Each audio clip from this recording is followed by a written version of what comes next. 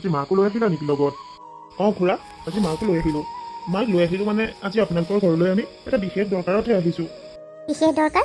কোৱাচোন কি বা এনে বিশেষ দৰকাৰ ওলাল? ময়ে কৈছোঁ শুনক, আপোনালোকৰ ছোৱালী আৰু আমাৰ ল'ৰাই ইটোৱে সিটোক বোলে ভাল পায়। এতিয়া সি মোক কথাখিনি ক'লে আৰু সেয়ে ভাবিছোঁ এনেকৈ আৰু সম্পৰ্কত থকাতকৈ দুয়োটাকে বিয়াখন পাতি দিওঁ। মানে মই আপোনালোকৰ ঘৰলৈ আপোনালোকৰ ছোৱালীৰ বিয়াৰ প্ৰস্তাৱ দিবলৈ আহিছোঁ। কিন্তু এটা কথা নহয়, আমাৰ ছোৱালী ৰাধাৰ বিয়া আমি সৰুতে এইখন গাঁৱৰ পোহৰ নামৰ ল'ৰা এটাৰ লগত ঠিক কৰি থৈছোঁ। আদিত্য, ৰাধাই জানো তোমাক এই বিষয়ে কোৱা নাই? ৰাধাই মোক এই বিষয়ে সকলোখিনি কথা কৈছে খুৰা, কিন্তু ৰাধাই পোহৰক নহয় মোকহে ভাল পায় আৰু তাই মোৰ লগতে বিয়া পঢ়িব বিচাৰে। সেয়েহে মই ৰাধাৰ বাবে বিয়াৰ প্ৰস্তাৱ লৈ আহিছোঁ। আপোনালোকে মোক ক্ষমা কৰিব, আপোনালোকৰ এই প্ৰস্তাৱ আমি মানি ল'ব নোৱাৰোঁ, কাৰণ মোৰ ছোৱালীৰ বিয়া মই ইতিমধ্যে ঠিক কৰিয়ে থোৱা আছে। গতিকে আৰু এই সিদ্ধান্ত হেৰফেৰ হোৱাটো মই নিবিচাৰোঁ। কিন্তু খুৰা, আপুনি এবাৰ ৰাধাৰ সুখৰ কথা চিন্তা কৰক। আদিত্য, এটা কথা পাহৰি নাযাবা যে মই ৰাধাৰ বাপেক, এজন পিতৃ হিচাপে নিজৰ সন্তানৰ প্ৰতি যিখিনি দায়িত্ব সেইখিনি মই জানো, আৰু মই এইটোও জানো যে ৰাধা পোহৰলৈ বিয়া হৈ গ'লে তাই সদায় সুখতেই থাকিব পাৰিব, তাই কোনোদিন দুখ নহয়। গতিকে এই বিষয়ত আৰু মই বেলেগকৈ চিন্তা কৰিবলগীয়া আছে বুলি নাভাবোঁ। গতিকে তুমি এতিয়া আৰু ৰাধালৈ আশা কৰি নাথাকিবা। তুমি বেলেগ ছোৱালী চাই বিয়া পতাৰ কথা চিন্তা কৰা। মই ৰাধাক তোমালৈ বিয়া দিব নোৱাৰোঁ। হয় দিয়ক, ৰাধাৰ দেউতাকে ঠিকেই কৈছে। আপোনালোকৰ চহৰত ইমান ছোৱালীৰ অভাৱ হ'লনে যে এনেকৈ বিয়া ঠিক হৈ থোৱা ছোৱালী এজনীৰ লগত লাগি থাকিবলৈ আপোনালোকে আপোনালোকৰ বাবে চহৰতে ছোৱালী এজনী বিচাৰি লগ গৈ যাওক। আমাৰ ৰাধাৰ কথা আৰু ভাবি নাথাকিব। অ' হেল্ল', কি কথা কৈ আছে? এবাৰ ভাবি চাইছেনে? কি বুলি ভাবিছে নিজকে? হাইও, আপোনালোকৰ লগত আমাৰ কোনো ফালৰ পৰা ষ্টেটাছ নিমিলে বুজিছে। আমি আপোনালোকতকৈ বহুত ওপৰত, আৰু আমি ইমান ধনী ঘৰৰ মানুহ হৈও যে আপোনালোকৰ ঘৰৰ ছোৱালী এজনীৰ বাবে বিয়া প্ৰস্তাৱ লৈ আহিছোঁ, সেইটো আপোনালোকে ভাবি ভালহে পাব লাগিছিল। আচলতে মই ল'ৰাৰ কথা মতেহে আহিবলগীয়া হ'ল বুজিছে, নহ'লে এইদৰে গাঁৱৰ দুখীয়া মানুহ এঘৰৰ লগত সম্পৰ্ক কৰাৰ ইচ্ছা মোৰো নাছিল। হ'ব দিয়ক, মই মোৰ ল'ৰাৰ বাবে ক'ত কেনেকৈ ছোৱালী বিচাৰিব লাগে জানো নহয়, সেইখিনি শিক্ষা আপোনালোকে মোক নিদিলেও হ'ব। আদিত্য, ব'লা, এইখন ঘৰত আৰু 1 মিনিট থকাৰো ইচ্ছা মোৰ নাই। ব'লা, এতিয়া ব'লা। ব'লা মা। মা, তোমাৰ এতিয়াও খন কমাই নাই নেকি? মই কেনেকৈ পাহৰিব পাৰোঁ কোৱা? তেওঁলোকে কোৱা প্ৰতিটো কথা মোৰ এতিয়াও কাণত বাজি আছে। আজি মই ইমান অপমান পালোঁ। এনেকৈ অপমান পাম বুলি ভবা হ'লে মই কেতিয়াও নগ'লোহেঁতেন। তেওঁলোকৰ ইমান সাহস মোক অপমান কৰে। তেওঁলোকে নিজকে ভাবিছে কি বুলি? ঘৰৰ টিঙেদি আকাশৰ তৰা দেখা পায় তেওঁলোকৰ আগৰ অহংকাৰ কি চাবা? আৰু আদিত্য, মই জনা নাছিলোঁ নহয় তুমি ইমান এখন অভদ্ৰ ঘৰৰ ছোৱালীৰ লগত সম্পৰ্ক কৰিবা বুলি। তোমাৰ কথা মতে যোৱাটোৱেই মোৰ আচলতে ভুল আছিল। মা, তোমাক তেওঁলোকে কৰা অপমানৰ বাবে মই তোমাক ক্ষমা বিচাৰিছোঁ। আৰু মা, তুমি এনেকৈ অপমান পোৱাটো মোৰো ভাল লগা নাই, কিন্তু কি কৰিবা, তেওঁলোকে ক'লে আৰু এতিয়া আৰু সেইবোৰ ধৰি নাথাকিবা মা। আচলতে মই ৰাধাক বহুত বেছি ভাল পাওঁ। এই অপমান মই কেতিয়াও পাহৰিব নোৱাৰোঁ। ইমান সাহস মোক অপমান কৰিবহে। আৰু আদিত্য, সেইখন ঘৰৰ পৰা ইমান অপমান পোৱাৰ পাছত তুমি যদি সেই ৰাধাৰ লগত আকৌ সম্পৰ্ক ৰক্ষা কৰাৰ কথা চিন্তা কৰা, তেতিয়া কিন্তু আদিত্য মোতকৈ বেয়া আৰু কোনো নহ'ব। তুমি কথাষাৰ মনত ৰাখিবা। কিন্তু মা, তুমি তেওঁলোকৰ কথাৰ বাবে মোক আৰু ৰাধাক কিয় দোষ দিব বিচাৰিছা? কাৰণ তোমালোক দুয়োটাৰ সম্পৰ্কৰ কথা পাতিবলৈ গৈহে মই ইমানখিনি অপমান পালোঁ। গতিকে মই আৰু এইটো সম্পৰ্ক ৰখাটো নিবিচাৰোঁ আদিত্য, কেতিয়াও নিবিচাৰোঁ। কি কৈছিল তেওঁলোকে? চহৰত ছোৱালীৰ অভাৱ হ'লে? আৰে, চহৰত ছোৱালীৰ অভাৱ কিয় হ'ব? আৰু মোৰ ল'ৰাটো ইমানো এলাগী নহয় যে চহৰত তাৰ বাবে ছোৱালীৰ অভাৱ হ'ব। ইচ্ছা কৰিলে তোমাৰ পাছত এতিয়া মই ছোৱালীৰ আইন লগাই দিব পাৰোঁ। তেওঁলোকে নিজকে কি বুলি ভাবিছে হা? কি বুলি ভাবিছে? মা, তুমি আকৌ সেইবোৰকে উলিয়ালা যে। হ'ব আৰু দিয়াচোন, আহা এতিয়া ভিতৰলৈ আহা। ইয়াত ৰৈ এইদৰে সেইবোৰ কথাকে ভাবি ভাবি খং উঠাই থাকিব নালাগে। আহা ভিতৰলৈ। গৈছোঁ ব'লা। ৰাধা, আজিৰ পৰা আইনমতে তুমি আৰু মই পতি পত্নী। এতিয়া আৰু কোনেও ইচ্ছা কৰিলেও তোমাক আৰু মোক বেলেগ কৰিব নোৱাৰে। সেইটো মই বুজিছোঁ আদিত্য, কিন্তু হ'লেও মোৰ ভিতৰি বহুত বেছি ভয় লাগি আছে। কাৰণ তোমাৰ মাক আমাৰ ঘৰত ইমান অপমান কৰা হ'ল। ইমান অপমান কৰাৰ পাছতো তুমি মোকেই বিয়া কৰালা। এতিয়া ঘৰলৈ যোৱাৰ পাছত তোমাৰ মায়ে বা কি ব্যৱহাৰ কৰে মোৰ ভাবিয়ে ভয় লাগি আছে।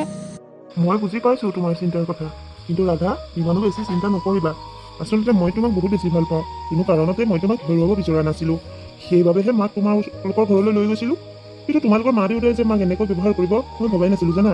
হয়, মায়ে আৰু তোমাৰ লগত মোক সম্পৰ্ক ৰক্ষা কৰিবলৈ মানা কৰিছিল, কিন্তু মায়ে ক'লেও মই তোমাক কেনেকৈ পাহৰি যাম কোৱা? কেনেকৈ মই তোমাক এৰি আনৰ লগত সংসাৰ কৰিম কোৱা? সেয়েহে মই এই সিদ্ধান্তটো লৈ পেলালোঁ। সেইটো ময়ো বুজি পাইছোঁ আদিত্য। সেইবাবে ময়ো মা দেউতাক অবাধ্য হৈ তোমাৰ লগত বিয়া হ'বলৈ গুচি আহিলোঁ। মাহঁতে চাগে মনতে বহুত বেছি কষ্ট পাইছে আৰু অতি সহজে মা আৰু দেউতাই চাগে মোক ক্ষমা কৰি নিদিব। কিন্তু হ'লেও উপায় নাই, তেওঁলোকে দি থোৱা কথাৰ বাবে মই মনে নিমিলা এজনৰ লগত গোটেই জীৱনটো থাকিব নোৱাৰোঁ নহয়। সেয়ে মই তোমাৰ লগত গুচি আহিলোঁ আদিত্য। এতিয়াৰ পৰা মোৰ সকলো আশা আকাংক্ষা সপোন কেৱল তোমাৰ নামতেই। এতিয়া তুমি মোক যিদৰে ৰাখা মই সেইদৰেই থাকিম। ৰাধা, এতিয়াৰ পৰা তোমাৰ আৰু মোৰ জীৱনৰ ৰাস্তা এটাই, ইটোৱে আনটোৰ সাহস হৈ থিয় দি থাকিব লাগিব। আৰু জীৱনৰ যিয়েই পৰিস্থিতি নাহক কিয়, সকলো সময়তে মই তোমাৰ ওচৰত সাহস হৈ থিয় হৈ থাকিম। কথা দিলোঁ তোমাক। আৰু ৰাধা, ব'লা এতিয়া ঘৰলৈ যাওঁ।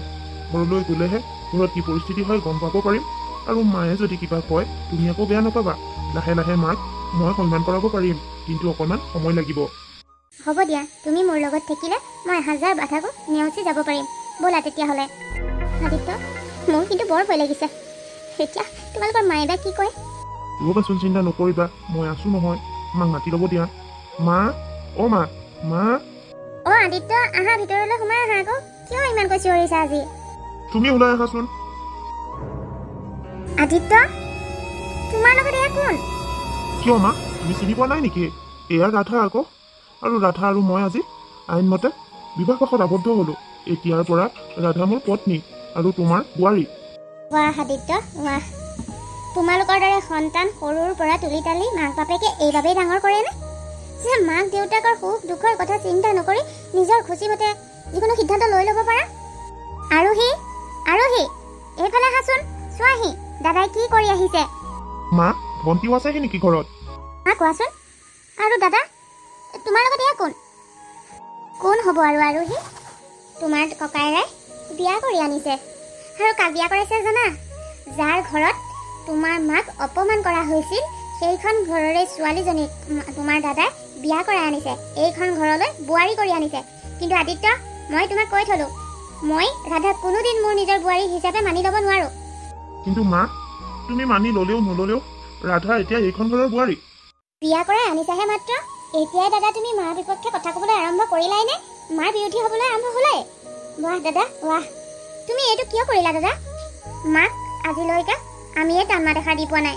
ইয়াৰ পাছতো তোমাৰ সন্মুখতে যিখন ঘৰত মাক অপমান কৰা হৈছিল সেইখন ঘৰৰে ছোৱালীজনীক তুমি বিয়া কৰাই আনিলা।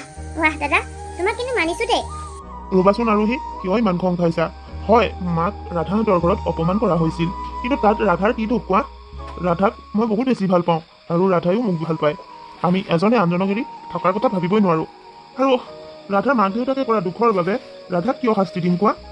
আদিত্য, তাৰ মানে তুমি এইটো ক'ব বিচাৰিছা তোমালোকৰ প্ৰেম ভাল পোৱাৰ মাজত মোৰ কোনো ভেলুৱে নাই? তুমি তোমাৰ মাক কৰা অপমানৰ কথা পাহৰি গ'লা? তুমি সেইখন ঘৰৰ লগতে আকৌ সম্পৰ্ক কৰিলা? অঁ দাদা, মইতো ভাবিছিলোঁ যিখন ঘৰত মাক ইমান অপমান কৰা হ'ল সেইখন ঘৰৰ লগত তুমি কোনোদিন সম্পৰ্ক স্থাপন কৰাৰ কথা নাভাবাই। কিন্তু তুমি দেখোন একেবাৰে বিয়াই কৰি আনিলা। দাদা, আমিতো মা আৰু মই তোমাৰ বাবে ছোৱালী চোৱাই আৰম্ভ কৰিছিলোঁ। তুমি এইবোৰ কিয় কৰিলা দাদা? মই বুজিছোঁ, তোমাক চাগে এই ৰাধা নে কি এইবোৰ কৰিবলৈ বাধ্য কৰালে। জানো নহয়, ধনী মানুহৰ ঘৰ দেখিলে গাঁৱৰ ছোৱালীবিলাকৰ গাত থৌকি লাগে। কেনেকৈ ধনী ঘৰৰ বোৱাৰী হ'ব পাৰোঁ সেইবোৰকে চিন্তা কৰি থাকে। গাঁৱৰ ছোৱালীবিলাক কিমান চতুৰ মই আৰু বুজিবলৈ বাকী নাই। কিন্তু ৰাধা, তুমি যিমান চতুৰামি কৰি বিয়া নোসোমোৱা কিয়, কিন্তু এইখন ঘৰত তুমি আমাৰ বাবে আলহীয়ে হৈ থাকিবা। মোৰ সন্মুখত তুমি মোৰ বৌ কেতিয়াও হ'ব নোৱাৰা। ময়ো তোমাক কোনোদিন মোৰ বোৱাৰীৰ স্থান দিব নোৱাৰোঁ। তুমি মোৰ পচন্দৰ বোৱাৰী কেতিয়াও হ'ব নোৱাৰা। তুমি ভুলতো নাভাবিবা।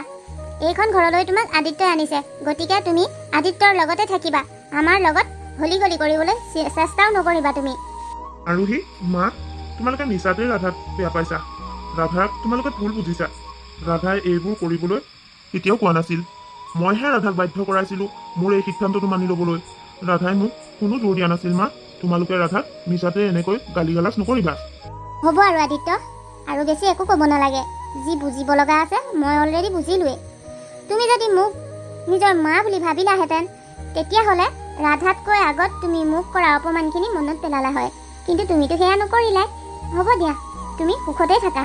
কিন্তু আদিত্য, মোক বেয়া নাপাবা। এই ৰাধাক মই কেতিয়াও মোৰ বোৱাৰীৰ স্থান দিব নোৱাৰোঁ। আৰু তুমি মোক এই কথাটো লৈ কোনোদিন জোৰ নকৰিবা।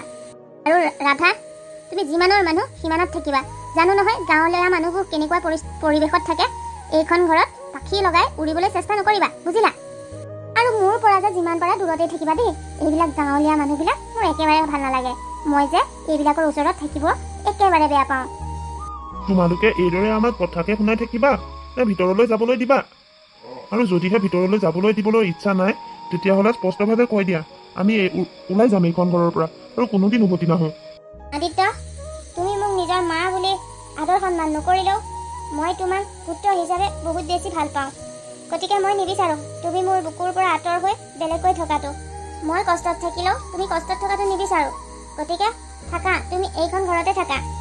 তেতিয়াহ'লে আমাক ভিতৰলৈ যাবলৈ ৰাস্তাটো এৰি দিয়া। ৰাধাৰো চাগে অথনিৰ পৰা এইদৰে থিয় আহি ভাগৰেই লাগিছে। ধনী ঘৰৰ জীয়ৰী যে এইদৰে বেছি সময় থিয় আহিয়ে থাকিব নোৱাৰে। অভ্যাসী নাই যে এনেকৈ থিয় আহি থকা। যোৱা যোৱা, ভিতৰলৈ লৈ যোৱা, ভালকৈ বিচনা এখনত শুৱাই দিয়াগৈ। তুমিও যে কথা কিছুমান কোৱা আৰু আৰোহী। হ'ব দিয়া ৰাধা, তুমি মা আৰু আৰোহীৰ কথাত মন বেয়া কৰি নাথাকিবা। কিছুমান মানুহে আনৰ মনত দুখ দি বৰ বেছি ভাল পায়। চিন্তা নকৰিবা, সকলো পৰিস্থিতিতে মই তোমাৰ লগত আছোঁ আৰু সদায় থাকিম। আহা এতিয়া ভিতৰলৈ যাওঁ। তেওঁলোকৰ অমতত আদিত্যৰ লগত বিয়াত বহিছিলোঁ, কিন্তু সেই বুলিয়ে তুমি মোৰ জীৱনটো এনেকুৱা কিয় কৰি পেলালা ভগৱান? ভগৱান, মোৰ এতিয়া এইবিলাক কথা মই আদিত্যৰ আগত কোনখন মুখেৰে কওঁ বাৰু? ক'ত সাহস পাম মই ইমান? এইখন ঘৰলৈ বিয়া হৈ অহাৰ পাছতে মোক মায়ে যিখিনি অত্যাচাৰ কৰিছে সকলোখিনি অত্যাচাৰ মই সহ্য কৰি গৈছোঁ একমাত্ৰ আদিত্যৰ বাবে। আৰু সিও মোক প্ৰতিটো মুহূৰ্ততে সাহস হৈ মোৰ লগতে আছে। কিন্তু এতিয়া মোৰ এইবোৰ কথা গম পালে সি বাৰু মোৰ লগত এনেকৈ থাকিবনে? মই আদিত্যক বাৰু হেৰুৱাই দিম নেকি? ভগৱান, মই এতিয়া কি কৰিম বাৰু? ৰাধা, অ ৰাধা, ৰাধা, ঘৰখন ইমান অন্ধকাৰ হৈ আছে যে, তুমি ক'ত আছানো? আদিত্যও আহি পালেহি। মই এতিয়া আদিত্যক মোৰ কথাবোৰ কি বুলি ক'ম বাৰু? ৰাধা, কি হ'ল তোমাৰ? এনেকৈ আন্ধাৰ কৰি পেলাই এইদৰে ৰুমতে বহি আছা যে, আৰু মই ইমানকৈ মতাৰ পাছতো তুমি মাত এষাৰো দিয়া নাই যে কিয়? আদিত্য, মোৰ জীৱনটোৱে অন্ধকাৰ হৈ পৰিল। এতিয়া মই আৰু পোহৰ কোঠালিত থাকি কি কৰিম বাৰু? কোৱাচোন তুমিয়ে। ৰাধা, কি হৈছে তোমাৰ? এনেকৈ কান্দিছা যে, কোৱাচোন কি হ'ল? আদিত্য, আজি মোৰ ৰিপৰ্টটো আহিল নহয়। মই ডক্টৰৰ ওচৰলৈ গৈছিলোঁ আৰু ডক্টৰে কৈছে মই বোলে আৰু কেতিয়াও মাক হ'ব নোৱাৰিম। মই বোলে এগৰাকী বন্ধ্যা নাৰী। মই বন্ধ্যা নাৰী আদিত্য। ৰাধা, এইটো কথালৈ তুমি ইমানকৈ কিয় কান্দিছা বাৰু? এনেকৈ নাকান্দিবা। তুমি কান্দিলে মোৰ একেবাৰে ভাল নালাগে। আৰু শুনা, সন্তান জন্ম দিব নোৱাৰা যদি নাই আৰু সেই কথাটো লৈ এনেকৈ কান্দি কাটি জানো কিবা লাভ আছে? আৰু এটা কথা কি জানা, মই তোমাক বহুত বেছি ভাল পাওঁ। গতিকে নালাগে দিয়া, আমাক সন্তান নালাগে, তুমি মোৰ লগত থাকিলেই হ'ব। আদিত্য, তোমাৰ এই মনৰ ভাৱ কিমান দিন থাকিব?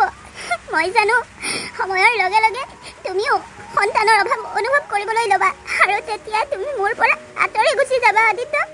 আৰু তোমাৰ মায়ে মোক এনেই দেখিব নোৱাৰে। আৰু এতিয়া যদি গম পায় মই সন্তান জন্ম দিব নোৱাৰিম বুলি, মোক বাৰু কি অৱস্থা কৰিব আদিত্য? কি অৱস্থা কৰিব? হ'বচোন হ'ব, এনেকৈ কন্দা কটা নকৰিবা। মাহঁতক কি ক'ব লাগে মই ক'ম নহয়, তুমি এই বিষয় লৈ চিন্তা নকৰিবা। আৰু মাহঁত ঘৰ আহি পোৱাৰ আগতে যোৱা অকণমান ফ্ৰেছ হৈ আহাগৈ। কান্দি কান্দি কি অৱস্থা কৰি থৈছা বাৰু নিজৰ? মই এতিয়া নিজক সজাই পৰাই কি কৰিম কোৱা? মোৰ ভিতৰখনেই ক্ষত বিক্ষত হৈ আছে। মোৰ দৰে নাৰী কোনো কামৰ নহয়, কোনো কামৰে নহয়। এনেকৈ কান্দি নাথাকিবা বুলি কৈছেনে নাই? তুমি কিয় এনেকৈ কান্দি আছা? সন্তান জন্ম দিব নোৱাৰা যদি নাই আৰু সময়ত আমি অনাথ আশ্ৰমৰ পৰা সন্তান এটা তুলি আনিম। এতিয়া তুমি এইবিলাক লৈ কন্দা কটা কৰি নাথাকিবা, যোৱা ফ্ৰেছ হৈ আহাগৈ। আদিত্য, মই তোমাক বাৰম্বাৰ মানা কৰাৰ পাছতো তুমি মোৰ কথা নামানি সেই ৰাধাজনীক বিয়া কৰাই আনিলা। এতিয়া তাইক বিয়া কৰাই আনি তুমি কি সুখ পাইছা কোৱাচোন? তাই দেখোন এই ঘৰখনত বংশ ৰক্ষা কৰিবলৈ সন্তান এটাও জন্ম দিব নোৱাৰে। মাকে কথা ক'লে ল'ৰা ছোৱালীয়ে শুনিব লাগে। তুমি মোৰ কথা নুশুনাৰ বাবে এতিয়া গোটেই ঘৰখনে এইবোৰ ফল ভুগিব লগা হৈছে। তুমি কিয় এনেকৈ কথাবোৰ কৈছা?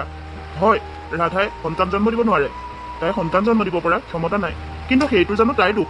তাই কি কৰিব কোৱা? হ'ব দিয়া, তাই যদি সন্তান জন্ম দিব নোৱাৰে তাইকতো আমি মানসিক বা শাৰীৰিকভাৱে অত্যাচাৰ কৰি একো লাভ নহ'ব। তাৰ সলনি আমি অনাথ আশ্ৰমৰ পৰা সন্তান এটা তুলি ল'ম। মা, কি কৈছা? অনাথ আশ্ৰমৰ পৰা সন্তান তুলিবা? তুমি এইবোৰ কথা কেনেকৈ ভাবিব পাৰিছা? নিশ্চয় এইবিলাক কথাও তোমাক ৰাধাই মূৰত সোমাইছে। কিন্তু আদিত্য, হয় তুমি মোৰ কথা নুশুনিয়ে ৰাধাক বিয়া কৰাই আনিলা, তাত মই আপত্তি নকৰিলোঁ। কিন্তু তাৰ মানে এইটো নহয় যে তোমালোক দুয়োটাই যিকোনো সিদ্ধান্ত ল'বা আৰু সকলোবোৰ সিদ্ধান্ত মই মনে মনে মানি ল'ম। এইখন ঘৰত মই কোনো জাত পাতৰ চিন নোহোৱা সন্তান এটা তুলি ল'বলৈ কেতিয়াও অনুমতি দিব নোৱাৰোঁ। ৰাধাই সন্তান জন্ম দিব নোৱাৰাৰ বাবে মই এইখন ঘৰত কোনো জাত পাত নোহোৱা সন্তান এটা তুলি ডাঙৰ দীঘল কৰিবলৈ দিব নোৱাৰোঁ। কাৰণ অকল ৰাধাইহে সন্তান জন্ম দিব নোৱাৰে। কোনো তাইৰ বাহিৰে বেলেগ ছোৱালীয়ে যে সন্তান জন্ম দিব নোৱাৰিব সেইটোতো কথা নহয়। তাৰ মানে মা তুমি ক'ব কি খুজিছা? শুনা আদিত্য, মই পাক লগাই কথা কৈ থাকি বেয়া পাওঁ। সেয়ে মই তোমাক স্পষ্টকৈয়ে কৈছোঁ, মই তোমাক দ্বিতীয় বিবাহ কৰাই দিব বিচাৰোঁ। ৰাধাই সন্তান জন্ম দিব নোৱাৰে বুলিয়ে তুমি যে এইদৰে সন্তানৰ অভাৱত থাকিবা সেইটো কথা নহয়। গতিকে তুমি দ্বিতীয় বিবাহ কৰিব লাগিব। যিটোলৈকে ভয় কৰি আছিলোঁ অৱশেষত সেইটোৱে হ'বলৈ গৈ আছে। মোৰ জীৱনত আৰু এইটোহে বাকী আছিল, এতিয়া এইটোও হ'বগৈ লাহে লাহে। নাই মা, তুমি বেয়া নাপাবা। মই মোৰ জীৱনত ৰাধাৰ বাহিৰে বেলেগ কাকোৱে স্থান দিব নোৱাৰোঁ। গতিকে তুমি এইবিলাক মিছা আশা কেতিয়াও নকৰিবা। শুনা আদিত্য, সকলো সিদ্ধান্ত তুমি এইদৰে আকুৰ বোজ হৈ ধৰি থাকিলে নহ'ব। এইখন ঘৰত মুঠতে এটা সন্তান লাগে। বংশ ৰক্ষা কৰিবলৈ এটা সন্তানৰ প্ৰয়োজন। আৰু ৰাধাই যেতিয়া সেই প্ৰয়োজন পূৰাব নোৱাৰে তেতিয়া তুমি নতুন এজনী ছোৱালী বিয়া কৰাবই লাগিব। আৰু শুনা, এতিয়া তুমি আৱেগৰ বশৱৰ্তী হৈ আছা বাবে সন্তানৰ অনুভৱ কৰা নাই, কিন্তু সময়ৰ লগে লগে এটা সন্তানৰ অভাৱ তুমিও অনুভৱ কৰিবা। কিন্তু তেতিয়া তোমাৰ হাতত সময় নাথাকিব। এতিয়া সময় আছে। এতিয়া সময় থাকোঁতে তুমি নতুন ছোৱালী এজনী বিয়া কৰাবই লাগিব। প্লিজ মা, তুমি মোৰ কথাটো বুজিবলৈ চেষ্টা কৰা। তুমি কিয় বুজি পোৱা নাই? মই ৰাধাৰ বাহিৰে বেলেগ কাকোৱে মোৰ জীৱনত স্থান দিব নোৱাৰোঁ। ইমান স্পষ্টকৈ কোৱাৰ পাছতো তুমি যদি মোক দ্বিতীয় বিবাহ কৰাই দিয়া, সেই নাৰীগৰাকীয়ে মোৰ পৰা কেতিয়াও স্বামীৰ সুখ নাপাব আৰু মিছাই এটা নিদোষী পানী মোৰ লগত থাকি শাস্তি পাব। গতিকে তুমি এইবোৰ সিদ্ধান্ত নল'বা মা। নাই নাই, এইবাৰ মই তোমাৰ কথা মতে নচলোঁ। এইবাৰ তুমি মোৰ কথা মতে চলিব লাগিব। দুখ হ'লেও কিন্তু মায়ে কোৱা কথাবোৰ সঁচা। এইখন ঘৰত বংশ ৰক্ষা কৰিবলৈ এটা সন্তানৰ সঁচাকৈয়ে প্ৰয়োজন। মই সেই সন্তান দিব নোৱাৰোঁ। গতিকে মায়ে এই আদিত্যক দ্বিতীয় বিবাহ কৰাই দিয়া কথাটো ভুল নহয়। কিন্তু মই আদিত্যক ইমান বেছি ভাল পাওঁ, মই আদিত্যক বেলেগৰ হাতত কেনেকৈ গতাই দিম? আদিত্যই এতিয়া আপত্তি কৰিছে, কিন্তু কিমান দিন আৰু বিৰোধিতা কৰিব? সিও লাহে লাহে সন্তানৰ অভাৱ যেতিয়া অনুভৱ কৰিব, সিও নিজে দ্বিতীয় বিবাহ কৰাবলৈ মন মেলিব। মই বাৰু এতিয়া কি কৰিম?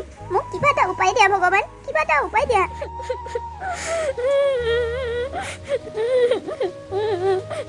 ৰাধা, কি হ'ল তোৰ? কিয় এনেকৈ কান্দি আছ? ফোনটো লগাইছ আকৌ কান্দিছ, কি হৈছে কচোন?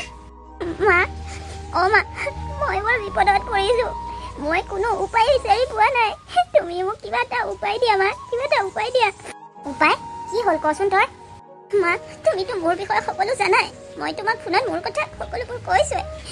আদিত্যই দ্বিতীয় বিবাহ কৰিবলৈ মন কৰা নাই যদিও তাৰ মাকে তাক দ্বিতীয় বিবাহ কৰাবলৈ উঠি পৰি লাগিছে।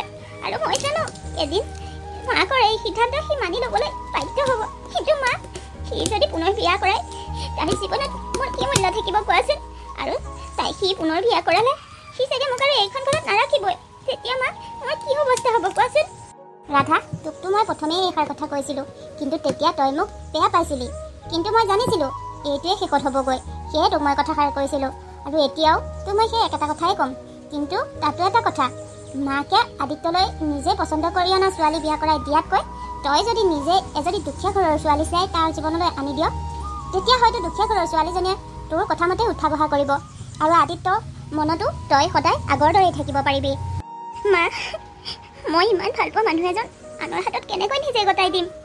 মই তোৰ দুখৰ কথাবিলাক বুজি পাইছোঁ মাজনী, কিন্তু তই তাক পুনৰ বিবাহ কৰাই নিদিলেও মাকে যে তাক দ্বিতীয় বিবাহ কৰাই নিদিব এইটো কথাই হ'ব নোৱাৰে। এদিন নহয় এদিন হ'লেও আদিত্যক দ্বিতীয় বিবাহ কৰাবলৈ মাকে বাধ্য কৰাবই।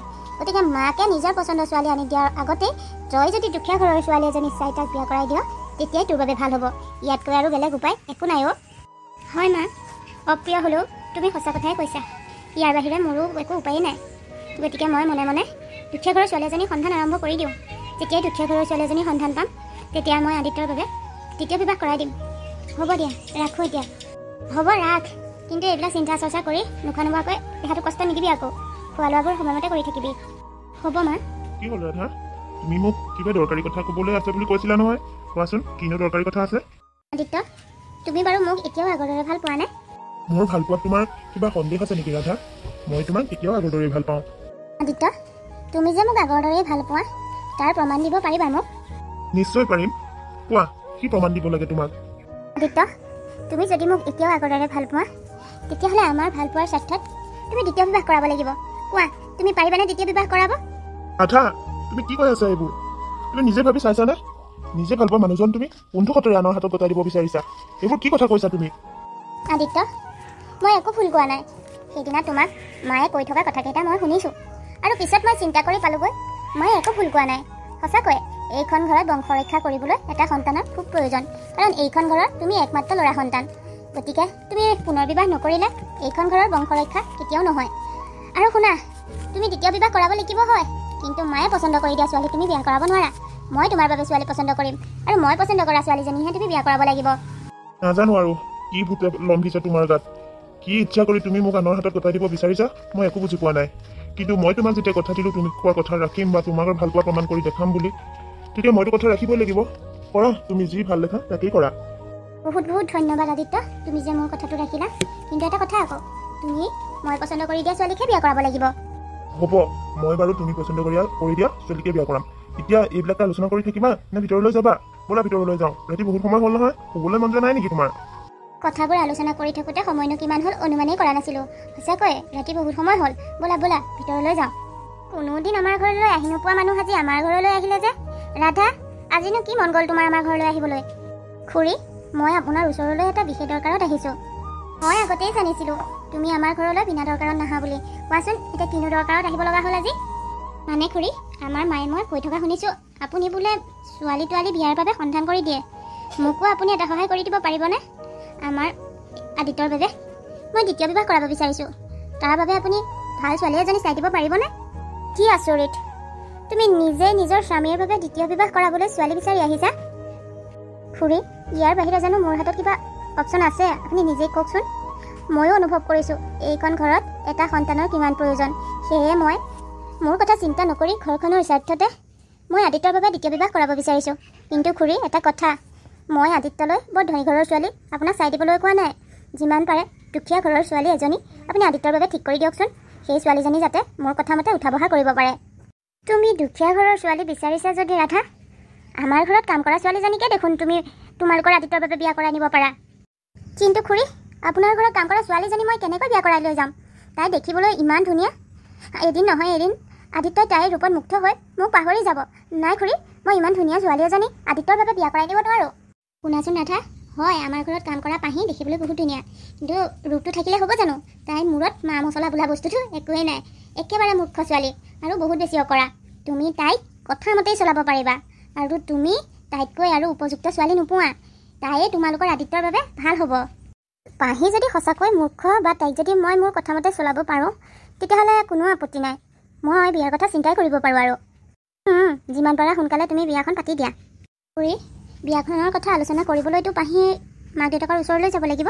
আপুনিয়ে মোক তাহাঁতৰ মাক দেউতাকৰ ওচৰলৈ লৈ যাব লাগিব। ৰাধা, তুমি মানে পাহিৰ বিষয়ে ভালকৈ একোৱেই নাজানা। পাহিৰ মাক দেউতাক নাই নহয়, তাই অনাথ। সেইবাবেহে কৈছোঁ পাহি তোমাৰ বাবে বা আদিত্যৰ বাবে একদম উপযুক্ত হ'ব। হ'ব তেতিয়াহ'লে খুৰী, মই যিমান পাৰোঁ সোনকালে বিয়াৰ দিন এটা চাই এহেঁত দুটাৰ বিয়াখন পাতি দিবলৈ চিন্তা কৰিম। বাৰু খুৰী, মই এতিয়া গৈ থাকোঁ, কিবা দৰকাৰ হ'লে মই আপোনাক ফোন কৰি জনাম। ৰ'বা ৰ'বা, অহাৰ পৰা কথাই পাতি থাকিলোঁ, চাহ তাহ একাপ খাই যোৱা। নাই খুৰী, এতিয়া মই চাহ তাহ একোৱেই নাখাওঁ, বেলেগ এদিন খামহি দিয়ক। ঠিক আছে যোৱা তেতিয়াহ'লে। মই জীয়াই থাকোঁতে মই মোৰ দেৱতাহান স্বামীজনক আনৰ হাতত গতাই দিবলগীয়া হ'ল। আজি ৰাতিটো মই কেনেকৈ চট ফটাই পাৰ কৰিলোঁ একমাত্ৰ মই জানো। কিন্তু এতিয়ালৈকে আদিত্য হৈ উঠাই নাই নে নতুন নচালি পাই সি ৰুমৰ পৰা ওলাই আহিবলৈ ইচ্ছাই নকৰা হ'ল। বাইদেউ আপুনি ইয়াত? অঁ পাহি, মই উঠিলোঁ। পাহি, এটা কথা নহয়, আজি ইমান সময় হ'ল এতিয়ালৈকে আদিত্য ৰুমৰ পৰা ওলাই অহা নাই যে? ইটো আগতে কোনোদিন ইমান দেৰিলৈকে শুই নাথাকে, আজি ইমান দেৰিলৈকে শুই আছেনে? নাজানো বাইদেউ, তেখেতে নিজৰ ইচ্ছা অনুসৰিহে কামবোৰ কৰে। আৰু যোৱা ৰাতি তেওঁ মোক কৈছে আপোনাৰ কথা ৰাখিবলৈহে তেওঁ বোলে অনিচ্ছা সত্ত্বেও মোক বিয়া কৰাই আনিলে।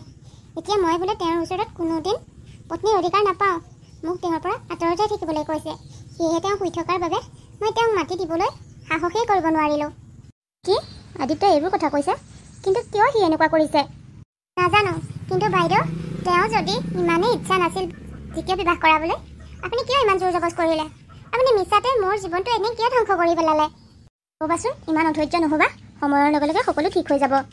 নাজানো আৰু, সকলো ঠিক হ'ব, কিন্তু কেতিয়া এই সকলোবোৰ ঠিক হ'ব? হ'ব দিয়ক, আপুনি ৰখক, মোৰ কাম কেইটামান আছে কৰি লওঁগৈ।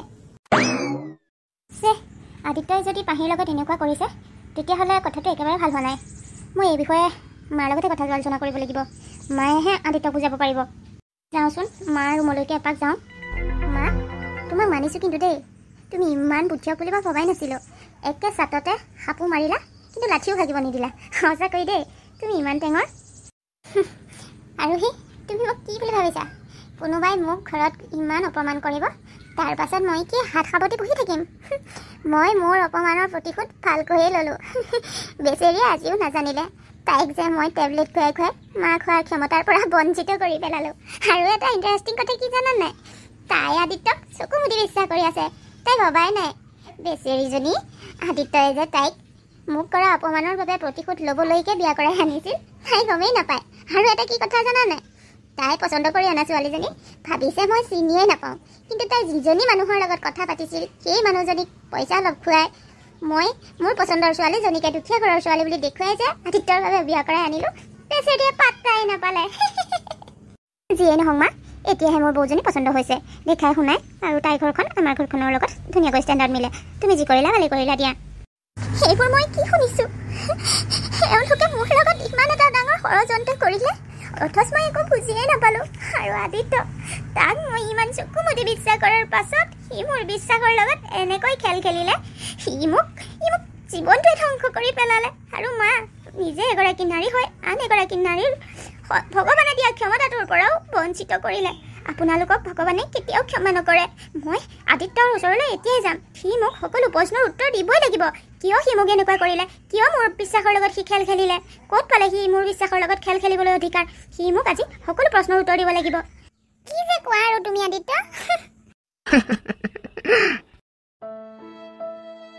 মই বৰ বেয়া সময়ত আহিলোঁ পাহি হয় কিবা ক'ব পাহি ইমান এটা ডাঙৰ মিছা কথা কোৱাৰ মোক কি প্ৰয়োজন আছিল কোৱা ৰাতিপুৱাতো কৈছিলা আদিত্যই তোমাক কাষি চাপিব নিদিয়ে কিন্তু এয়া দেখোন মই তোমাক নিজ চকুৰে দেখিলোঁ দেখিছা আদিত্য মই তোমাক কৈছিলোঁ নে বাইদেৱে মই তোমাৰ ওচৰত থাকিলে একেবাৰে ভাল নাপায় সেয়ে মই তোমাৰ ওচৰৰ পৰা আঁতৰি থাকিব বিচাৰোঁ মই সকলো বুজি পাইছোঁ পাহি ৰ'বা এই সকলোখিনি মই চিজিল লগাম নহয় ৰাধা কিয় আহিছা তুমি ইয়ালৈ তোমাক মোৰ ওচৰত কোনো প্ৰয়োজন নাই এতিয়া মোৰ কাষত মোক চোৱা চিতা কৰিবলৈ পাহি আছে নহয় গতিকে তোমাক মোৰ কোনো প্ৰয়োজন নাই এইদৰে তুমি ইচ্ছা গ'লেই আমাৰ ওচৰলৈ আহি আমাৰ মধুৰ সময়খিনি নষ্ট নকৰিবা এই খন্তেক মধুৰ সময়কণ নষ্ট কৰাৰ বাবে তোমাৰ ইমান খং উঠিছে কিন্তু তোমালোকে মোৰ লগত কি কৰিলা মোৰ গোটেই জীৱনটো দেখোন তোমালোকে নষ্ট কৰি পেলালা আদিত্য মই তোমাৰ ওচৰলৈ কেইটামান প্ৰশ্নৰ উত্তৰ বিচাৰি আহিছোঁ তুমি মোক মোৰ প্ৰশ্নৰ উত্তৰ দিয়া আৰু মই যেতিয়া মোৰ প্ৰশ্নৰ উত্তৰ পাম তেতিয়া মই তোমাৰ ওচৰৰ পৰাই নহয় তোমাৰ জীৱনৰ পৰাই আঁতৰি যাম একেবাৰে আৰু কেতিয়াও উভতি নাহোঁ কোৱা কি ক'ব লগা আছে জল্দি কোৱা এইদৰে তোমাৰ লগত কথা পাতি থাকিবলৈ মোৰ সময় নাই আদিত্য তুমি মোৰ মৰম বিশ্বাসৰ লগত কিয় এনেকৈ খেলা খেলিলা তোমালোক সকলোৱে মিলি মোৰ মা হোৱা ক্ষমতাৰ পৰা কিয় বঞ্চিত কৰিলা তোমালোকে মোৰ লগত ইমান এটা ডাঙৰ ষড়যন্ত্ৰ কৰিবলৈ অকণমানো বেয়া নালাগিল তুমি মোৰ আগত কিয় ইমান অভিনয় কৰিলা এই সকলোখিনি তোমালোকৰ মা দেউতাৰ বাবে হৈছে তোমাৰ মা দেউতাই যদি মোৰ মাক সেইদিনা অপমান নকৰিলে হয় তেতিয়াহ'লে তুমি চাগে এনেকুৱা এটা দুখৰ দিন কেতিয়াও দেখিব লগা নহ'লহেঁতেন মোৰ সন্মুখত মোৰ মাক এনেকৈ কোনোবাই অপমান কৰিব আৰু মই কি হাত সাৱটি মনে মনে বহি থাকিম তোমালোকে তোমালোকৰ অপমানৰ প্ৰতিশোধ ল'বৰ বাবে ইমান এটা ডাঙৰ ষড়যন্ত্ৰ কিয় কৰিব লগা হ'ল কিয় তোমালোকে জানি বুজি মোৰ জীৱনৰ পৰা মোক সন্তান হোৱা ক্ষমতাৰ পৰা বঞ্চিত কৰিলা তোমালোকে এবাৰো নাভাবিলা এগৰাকী নাৰীৰ বাবে এটা সন্তান কিমান প্ৰয়োজন তোমালোকে কিয় এনেকুৱা কৰিলা আদিত্য কিয় তুমি এবাৰ দুবাৰ কথা ক'লে বুজি নোপোৱা হ'লা নেকি মই দেখোন কৈছোৱেই তোমাৰ মা দেউতাৰ বাবে তুমি এইখিনি দেখিব লগা হৈছে ইয়াৰ পাছতো আৰু মই কি উত্তৰ দিব লাগে চোৱা তুমি এইখিনিৰ পৰা আঁতৰি যোৱা তোমাৰ মুখ চাই থাকিবলৈ মোৰ একেবাৰে ইচ্ছা নাই আদিত্য আঁতৰি যাম তুমি চিন্তাই নকৰিবা তোমাৰ জীৱনত তোমাক অশান্তি কৰিবলৈ মই আৰু কেতিয়াও নাথাকোঁ কিন্তু যোৱাৰ আগতে এটা কথা কৈ থওঁ মনত ৰাখিবা তোমালোকে মোৰ লগত যিখিনি কৰিলা তাৰ বাবে ভগৱানে কিন্তু তোমালোকক কেতিয়াও ক্ষমা নকৰে এই ভুলৰ শাস্তি তোমালোকে এদিন নহয় এদিন ভুগিবই লাগিব যোৱা যি হ'ব লগা আছে হ'ব তোমাৰ আগত আমাৰ একো নহয় যোৱা তুমি ইয়াৰ পৰা বাইদেউ আদিত্যই কি কৈছে শুনা নাই নেকি কিয় তেওঁ কোৱাৰ পাছতো আপুনি বাৰে বাৰে এইখিনিত কথাৰ ওপৰত কথা সুধি আছে এতিয়া আদিত্য মোৰ স্বামীৰ ওপৰত বেলেগ মহিলা এইদৰে অধিকাৰ দেখুওৱাটো মই একেবাৰে ভাল নাপাওঁ আৰু চিন্তা নকৰিব খুব কম দিনৰ ভিতৰত আপোনাক এই বান্ধোনৰ পৰা আমি আইনগতভাৱে মুকলি কৰি দিম আৰু এতিয়াৰ পৰা আদিত্যৰ ওপৰত কেৱল মোৰহে পত্নী হিচাপে অধিকাৰ আছে সেইখিনি অধিকাৰ আপুনি হেৰুৱাই পেলাইছে গতিকে যাওক মোৰ স্বামীৰ লগত কোনোবাই এইদৰে উত্তৰ আঁতৰি কৰি থকাটো মই একেবাৰে ভাল নাপাওঁ যাম পাহি চিন্তা নকৰিবা তোমালোকৰ জীৱনত আউল লগাই থাকিবলৈ মই ইয়াত আৰু নাথাকোঁ কিন্তু পাহি তোমাৰ লগত মোৰ কোনো শত্ৰুতা নাই সেয়ে তোমাৰ বেয়া হোৱাটো মই কেতিয়াও নিবিচাৰোঁ সেইবাবে যোৱাৰ আগতে মই তোমাক দুটামান কথা কৈ থৈ যাওঁ তুমি মনত ৰাখিবা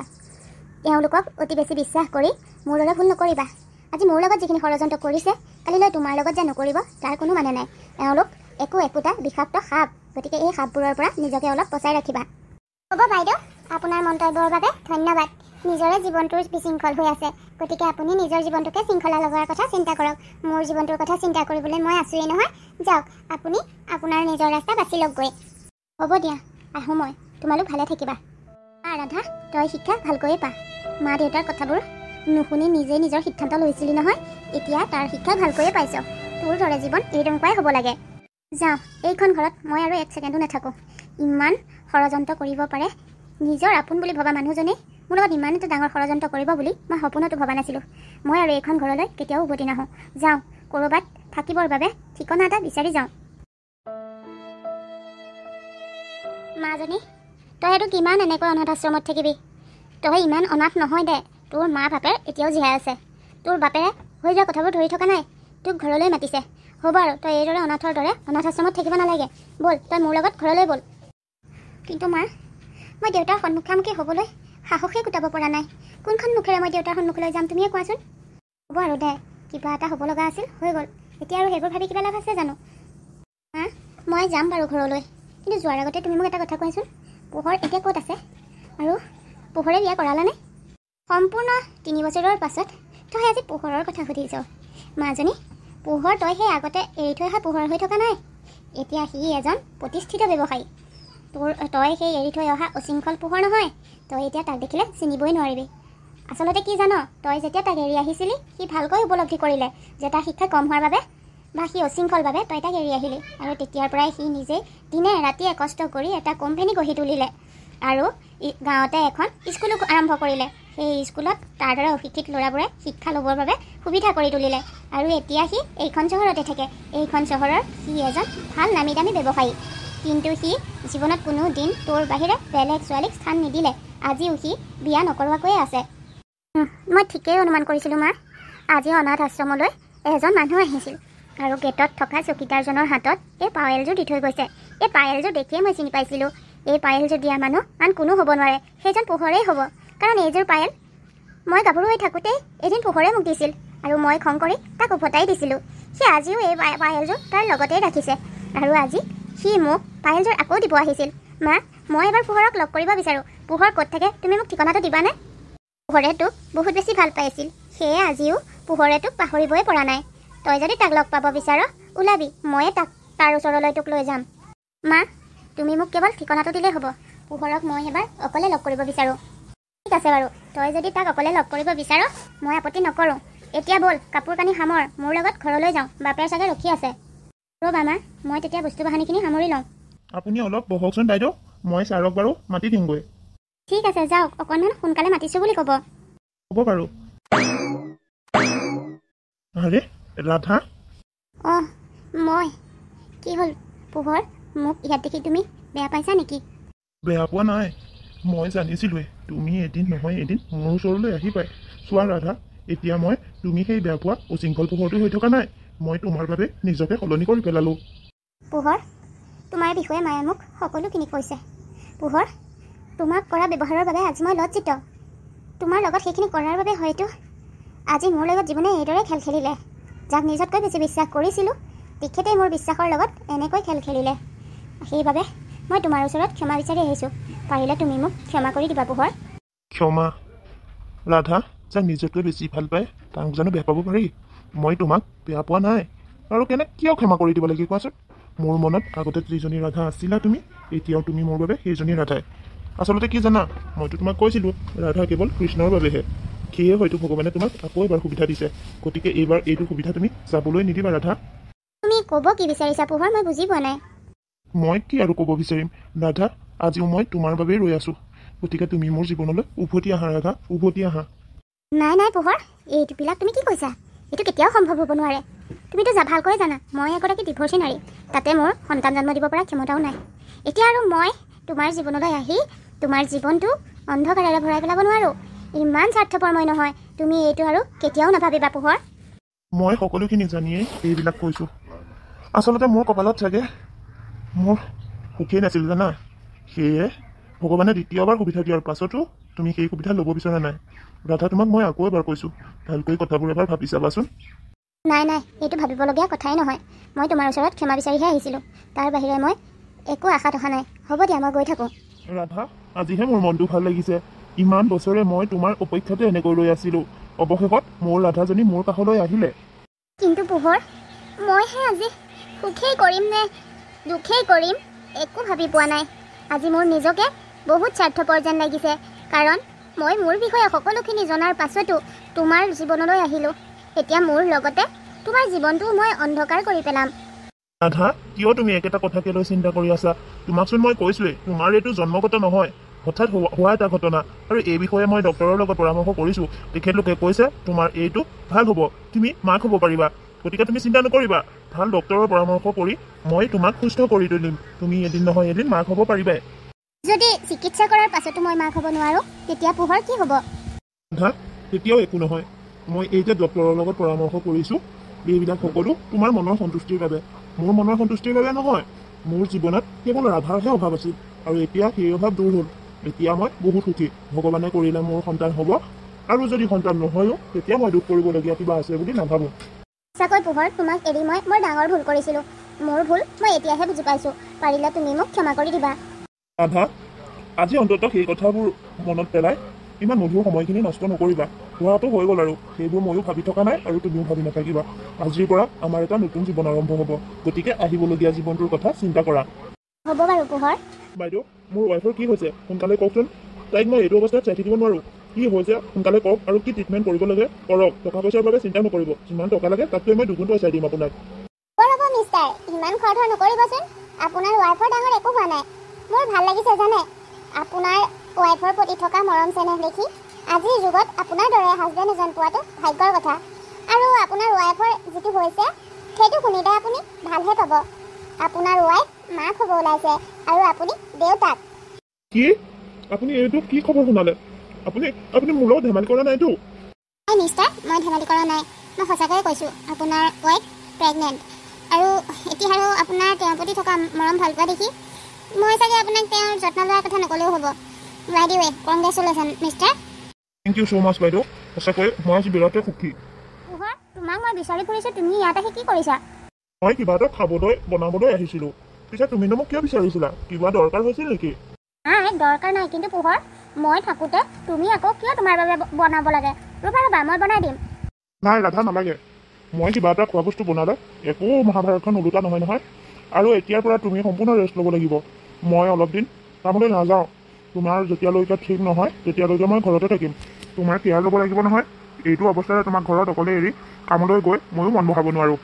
ঠিক আছে বাৰু পোহৰ, কিন্তু মই কথা এটা ক'ম বুলি ভাবিছোঁ। তুমি যদি কামলৈ নোযোৱাই, আজি সন্ধিয়া সময়ত এপাক ওলাই যামচোন, ওলাবা। এইটো অৱস্থাৰে অকণমান খোজ কাঢ়িলে ডক্টৰে ভাল বুলি কৈছে নহয়। ঠিক আছে, আজি দুয়োটা এপাক পাৰ্কৰ ফালেকে ওলাই যাম।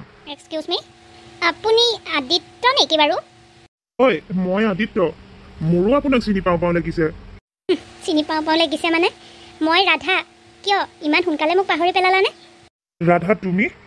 কিন্তু তুমি মা হ'ব ওলাইছা? কিন্তু এইটো কেনেকৈ সম্ভৱ হ'ল? কেনেকৈ সম্ভৱ হ'ল মানে? ভগৱানে মোক জন্মতে যিটো ক্ষমতা দি পঠাইছিল, মাজত ধৰি তোমালোকে ইচ্ছা কৰিলে কেনেকৈ কাঢ়ি ল'ব পাৰা। চোৱা, ভগৱানৰ কৃপাত মই মাক হ'ব পাৰিলোঁ। পিছে তুমি এনেকৈ ইয়াত আমন জীৱনকৈ বহি আছা যে? তোমাৰ ৱাইফ ক'ত গ'ল? আজি তোমাৰ ৱাইফ লগত নাই নেকি?